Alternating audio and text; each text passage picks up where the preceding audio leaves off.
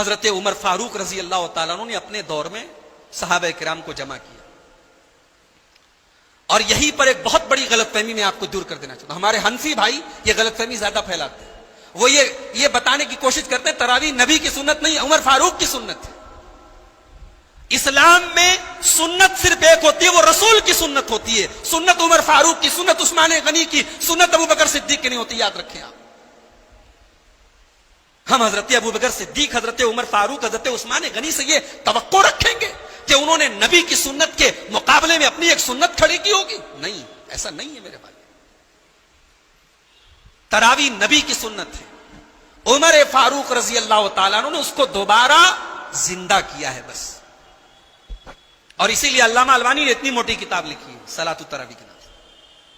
اور اس کتاب میں انہوں نے باقاعدہ دلائل کے ساتھ یہ ثابت کیا ہے کہ کوئی مائی کا لال ثابت نہیں کر سکتا کہ حضرت عمر فاروق نے اپنے دور میں 20 رکعت تراویح کا حکم دیا. عمر فاروق کے دور میں بھی 8 رکعت ہی پڑھی گئی. بعد میں لوگوں نے 20 بھی پڑھی، 36 بھی پڑھی. لوگوں کا اپنا ایک نظریہ تھا، اس نظریے کے ہم پابند نہیں ہیں. نظریہ کیا تھا کہ اللہ کے رسول صلی اللہ علیہ وسلم نے 8 رکعت جو پڑھی بہت لمبی پڑھی، تو ہم لمبی نہ کر کے رکعت بڑھا دیں تاکہ ثواب وہی ملے اور اطمینان سے پڑھ سکیں. لیکن ہمارے لیے ہمارے نبی کا جو اسوہ ہے، طریقہ، وہ آئیڈیل ہے. ہم اس طریقے پر آج بھی قائم ہیں. تو جو کام نبی سے شروع ہوا، صحابہ نے کیا، 1400 سال سے ہو رہا ہے. آج ایک آدمی 4 کتابیں پڑھ کر 4 حدیثیں سن کر کہتا ہے بدعت ہے. اور ایک بات بتاؤں، یہ بیماری 2019 کی نہیں ہے، یہ 1947 میں بھی تھی. علامہ صاحب بنارسی رحمۃ اللہ علیہ ہمارے اس بنارس کی چھوٹی کے اہل حدیث عالم تھے. انہوں نے اپنے دور میں کتاب لکھی تھی، جامعہ سلفیہ سے چھپی ہے. اس کا نام ہے حسن الصناعہ فی صلاۃ التراویح مع الجماعہ. جماعت کے ساتھ تراویح کی نماز پڑھنے کا ثبوت. اس کتاب کے اندر انہوں نے ثبوت جمع کیا. کب ہے وہ؟ 1948 میں ان کا انتقال ہوا. اس دور میں انہوں نے یہ کتاب لکھی. یعنی اس دور میں بھی یہ آئیڈیالوجی تھی، یہ نظریہ تھا. اس زمانے میں بھی کچھ ایسے لوگ تھے جو اللہ کی اس عظیم نعمت کا انکار کر رہے تھے.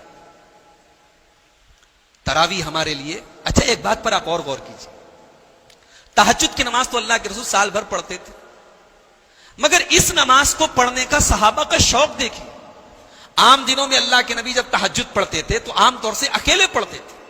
کبھی ایسا ہوا کہ آپ نے اپنے ساتھ عبداللہ ابن عباس کو کھڑا کر لیا، ساتھ میں حضرت ابو ہریرہ کو کھڑا کر لیا.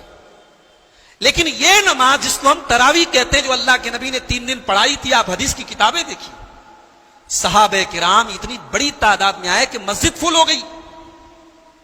اس کا مطلب یہ ہوا کہ اس نماز سے، جس کو ہم تہجد کہتے ہیں، اس نماز سے الگ اس نماز کی ایک فضیلت تھی.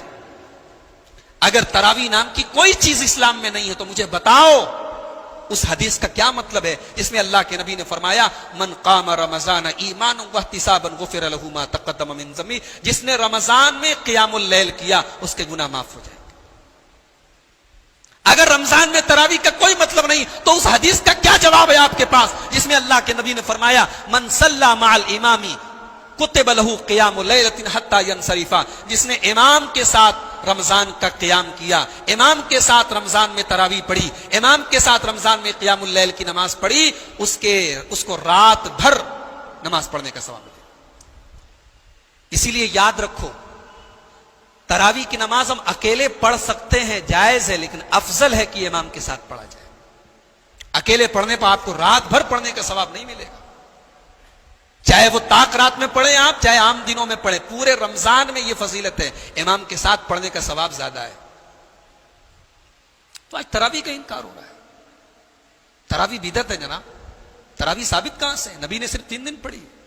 اس کا کوئی جواب نہیں کہ نبی نے جو یہ ریزن بتایا چوتھے دن نہ پڑھانے کا، وہ ریزن کیا آج بھی ہے؟ کہ آج بھی یہ ڈر ہے کہ تراویح فرض نہ ہو جائے؟ اور یہ اللہ کے رسول کا یہ کہنا خشیت ان تفرض علیکم، کہیں فرض نہ ہو جائے، یہ بتاتا ہے کہ تراویح کی کتنی اہمیت ہے. ہاں، ہم ان لوگوں کی طرح نہیں ہیں جنہوں نے تراویح کو اتنی اہمیت دے دی کہ جناب 3 دن تراویح پڑھو، چاہے جنریٹر کی طرح پڑھو، چاہے راجدھانی اسپیڈ میں پڑھو، 3 دن پڑھو. اس کے بعد نئی سڑک کے شٹر 3 دن گر جاتے ہیں تراویح کے ٹائم، اور باقی دن نماز کے ٹائم بھی شٹر نہیں گرتے ہیں، نماز کے ٹائم بھی کھلے رہتے ہیں. یہ نہیں، یہ تراویح کے ساتھ زیادتی ہے. تراویح ایک نفلی عبادت ہے، تراویح اللہ کے رسول کی ایک سنت ہے، اس کے اوپر ابھارا گیا ہے. اگر کوئی نہیں پڑھتا ہے تو ہم یہ نہیں کہیں گے گنہگار ہے، لیکن ہم یہ ضرور کہیں گے کہ اللہ تعالیٰ ایک بہت بڑا گفٹ دے رہا ہے، ہم نے لینے سے انکار کر دیا. اللہ تعالیٰ ایک بہت بڑی نعمت دے رہا ہے، ہم نے لینے سے انکار کر دیا.